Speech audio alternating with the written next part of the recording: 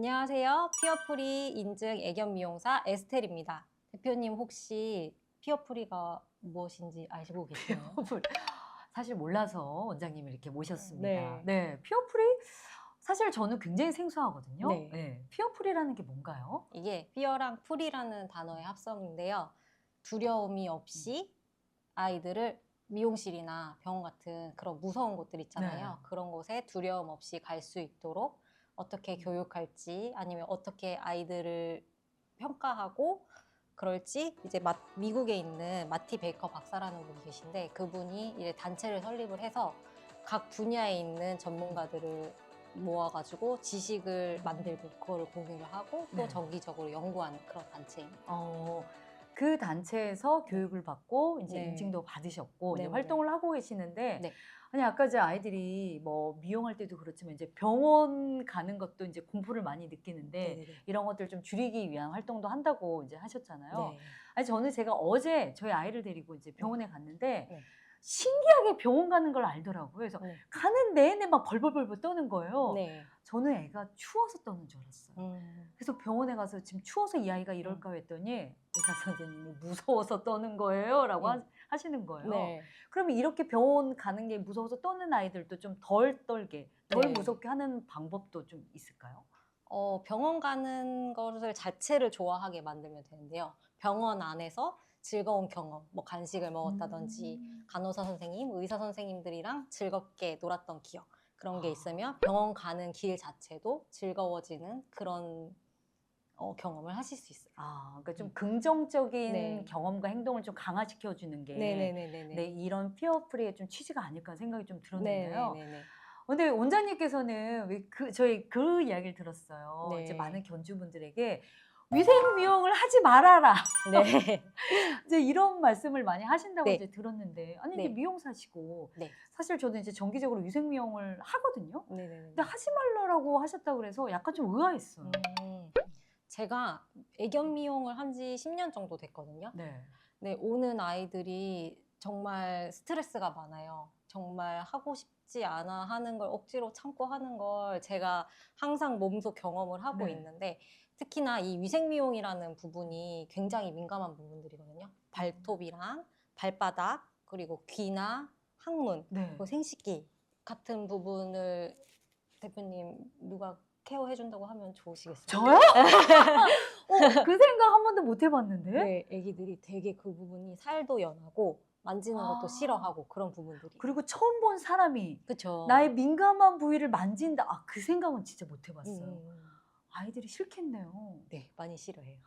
아, 아니 근데 특히 이제 원장님 같은 네. 경우에는 다른 이제 미용실에서 안 받아준 음. 이 아이 좀 거칠어서 싫어요라고 하는 아이 위주로 좀 많이 하셨다는 이야기를 들었거든요. 네, 제가 그래도 강아지를 많이 좋아해서 이 아이들이 어떻게 하면은 좀 스트레스 받지 않고 할 수 있을까 해서 미용을 하면서 뭐 자세도 바꿔보고 아니면 뭐 도구도 바꿔보고 그래서 혼자 많이 연구를 하면서 강아지들을 미용을 해왔었어요. 네. 근데 이것만으로는 분명히 한계가 있었고 또 이렇게 한다고 해서 아이들이 이 미용 자체를 좋아하지는 않게 되다 보니까 어떻게 하면은 더 아이들이 편안하게 받을 수 있을까를 연구하다가 이제 이 피어풀이라는 단체를 알게 되어서 이쪽에서 교육도 받고 그 교육을 바탕으로 지금 아이들을 편안한 미용을 할 수 있도록 그렇게 도와주고 있어요. 네, 그러니까 이제 그렇게 해서 이제 시작을 하셨고, 네. 그러니까 위생 미용을 하지 말아라고 한 이유는 네. 일단 아이들이 스트레스를 받기 때문에 네네네. 하지 말라라고 이제 하시는 것 같은데, 네네네. 근데 해야 되는 거 아니에요, 꼭? 물론 이게 질병적인 측면에서 꼭 해야 되는 부분들도 있고 그리고 저희 한국에선 소형견 많이 기르잖아요. 네. 근데 소형견 같은 경우에는 쓸개골 탈구나 고관절 탈구 같은 질병이 많기 때문에 발바닥 같은 거 밀어주시는 게 좋기는 해요.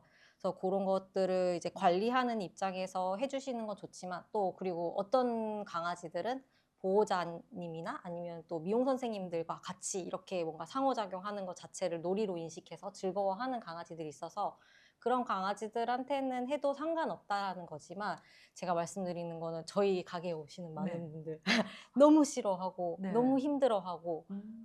집에 가서까지 힘듦을 이제 느껴서 몸 아파하는 그런 친구들을 굳이 정기적으로 언제 한 번씩 한 달에 몇 번씩 이렇게 할 필요는 없다는 말씀을 드리고 싶어요. 아, 그러니까 이제 아이들의 건강과 네. 위생을 위해서 물론 이제 정기적으로 하는 거는 필요하다 그리고 괜찮다. 근데 네. 이게 너무 스트레스가 된 음. 아이들은 굳이 억지로 끌고 가서 할 필요는 없다라고 네. 해주셨는데 그러면 또 하나 드는 의문이 네. 어떻게 해요? 발톱이 길고 음. 뭐 항문낭이 있고 뭐 귀가 지저분하고 뭐 이런 게 막 음. 있어서 사실 가는 건데 그럼 이런 아이들은 어떻게 이걸 케어해 줘야 돼요? 발톱 같은 경우는 제가 많이 말씀드리는 게 매일매일 산책을 하게 되면은 대부분의 아이들이 갈리게 돼 있어요, 바닥에. 아. 그래서 그 정도로 갈리는 거는 굳이 자르시지 않으셔도 음. 되시고요. 네. 그 귀 같은 경우에는 특히 귀는 근데 질병이 많기 때문에 그 질병을 치료해야 되는 입장에서는 하지만 굳이 질병이 없는 상태에서는 하지 않으셔도 그냥 자연스러운 귀지는 아기가 털면 빠져나가기 때문에 아. 그런 식으로 관리를 해주셔도 크게 무리가 없으니 싫어하는 아이를 잡아서 질병에 문제가 없는데 굳이 할 아. 필요는 없다는 말씀을 드리는 거예요. 그러니까 저도 이제 음. 귀 청소 같은 거를 이제 한 번씩 해 주는데 네. 애가 막 도망가려고 하는데 굳이 잡아서 하다가 더 크게 또 애가 다칠 수가 그쵸, 있으니까 그쵸, 그쵸. 이런 것들은 좀 음. 조심하라는 말씀이신 거네요. 네네네네. 아이들이 아니지 제 보기에는 그렇게 스트레스일까라는 생각이 드는데 왜냐하면 사실 견주들은 네. 그냥 아이를 데리고 사실 전문가한테 그냥 맡기고 오잖아요. 그럼 네. 다 끝나면 애 찾아가세요라고 음. 하다 보니까 애가 얼마나 스트레스 받는지를 잘 모르거든요. 네. 어느 정도예요? 아이들이 스트레스를 받으면?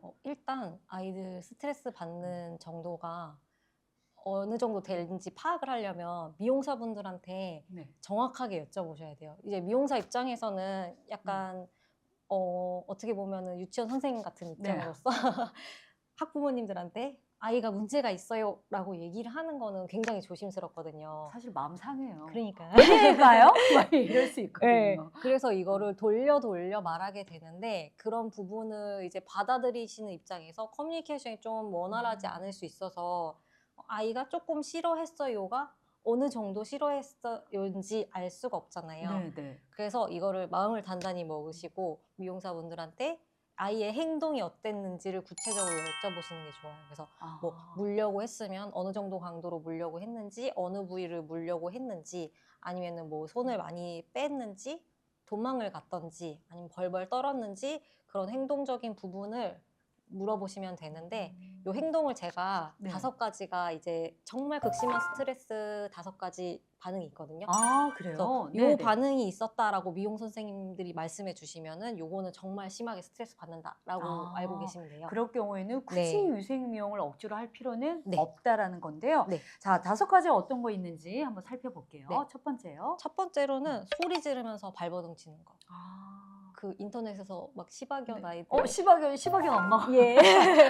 발톱 자를 때 소리 지르고 막 네. 발버둥 엄살이 좀 치는 심하긴 예. 해요. 근데 시바견이 또 특성상 그런 부분을 더 무서워하는 경우가 있기는 해요. 아 그럼 시바견은 뭐 억지로 막 할 필요는 네. 없겠네요. 네. 아 일단은 발버둥 치면서 소리 지르면 네. 스트레스를 받고 있다라고 알 수 네. 있고요. 그리고 두 번째가 똥오줌을 지린다.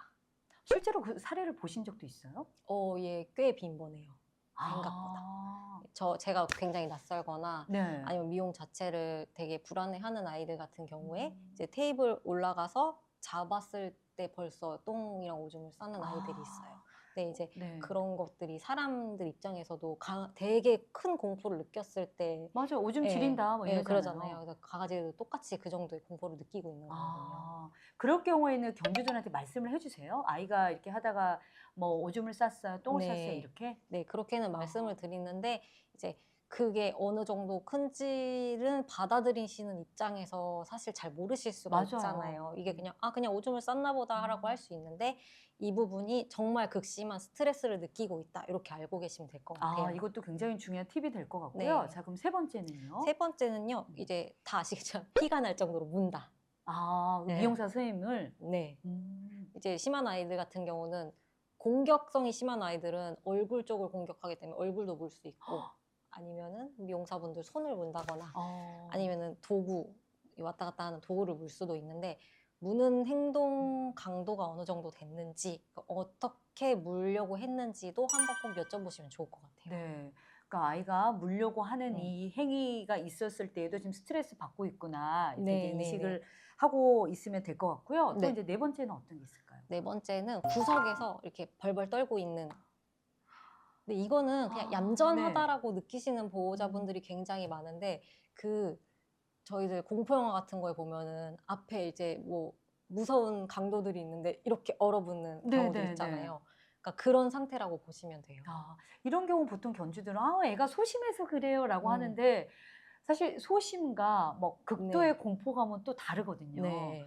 이것도 잘 또 견주가 네. 파악하는 것도 중요할 것 같네요. 자, 네. 마지막 다섯 번째는 뭔가요? 다섯 번째는요. 네. 섭취 활동을 하지 않는다는 건데 이게 맛있는 간식도 못 먹는 그런 상태라고 보시면 됩니다. 그래서 이런 지금 다섯 가지 말씀을 네. 해주셨는데 우리 아이가 막 발버둥 치고 똥오줌 지리고 벌벌 떨고 이러면 이제 힘들어하기 때문에 좀 네. 조심하는 게 좋다라고 라고 말씀을 해주셨고요. 근데 네네. 이거는 우리가 집에서는 또 안 보이다가 네. 이렇게 미용하러 가면 또 보여주는 행동일 수 있기 때문에 네네네네. 일단 뭐 감사합니다라고 무조건 데리고 올 게 아니라 음. 우리 아이가 어떤 행동, 어떤 반응을 보였는지 꼭 네. 확인하고 네네네. 그거에 대해서 좀 질문을 잘 드리는 게 내 아이를 네. 파악하는데 중요하다. 네네네네. 이렇게 말씀을 해주셨습니다. 네. 그러면 마지막으로 네. 그래 그럼 우리 아이가 낯선 데 가면 또 어떤 행동을 보일지 모르니까 네. 그냥 저희 집에서 제가 할게요. 음. 이런 분 계실 수 있잖아요. 네네네. 집에서 내 아이를 그냥 케어하겠다라고 하신 분들한테 어떤 당부의 말씀을 좀 해주고 싶으세요? 네. 저희 그런 경우도 되게 많은데요. 집에서 하다가 아이가 너무 싫어해서 왔어요. 이러는 맞아요. 경우 진짜 많거든요. 네.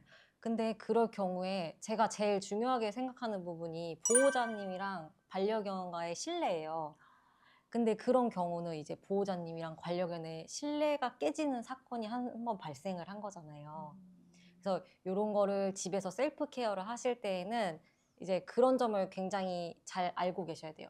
정말 이 반려견이랑 보호자님이 신뢰 관계가 두터운지, 그리고 이 반려견이 싫어하는 거를 잘 캐치를 해서 그 감정이 상하지 않게끔 잘 유도해서 둔감화시켜서 그거를 할 수 있게 만들 수 있는지 잘 교육을 하고 그렇게 중요하게 보시고서 하시는 게 좋으세요. 그냥 무턱대고 유튜브에 나오는 그런 기술들만 따라서 네. 하시면은 아이들마다 다 무서워하는 게 다르기 때문에 그런 거는 한번 꼭 체크해 보시면 좋을 것 같아요. 굉장히 좀 중요한 말씀을 해주셨는데요. 보통 우리 아이 위생미용 하면 또 이제 돈도 많이 들고 애가 낯선 환경 싫어하니까 내가 그냥 하겠다라고 하고 거의 그냥 유튜브 보면서 기술적인 것만 좀 네. 배우거든요. 네. 귀지는 어떻게 하고 뭐 네. 항문낭은 어떻게 짜고 근데 그게 중요한 게 아니라 내 아이와 내가 얼마나 신뢰관계를 잘 구축하고 있는지 네. 이런 것들이 훨씬 네. 중요하다라고 말씀을 해주셨습니다. 네네. 댕냥이에 대한 정보가 궁금하시면 구독과 좋아요, 알림 설정 해주세요.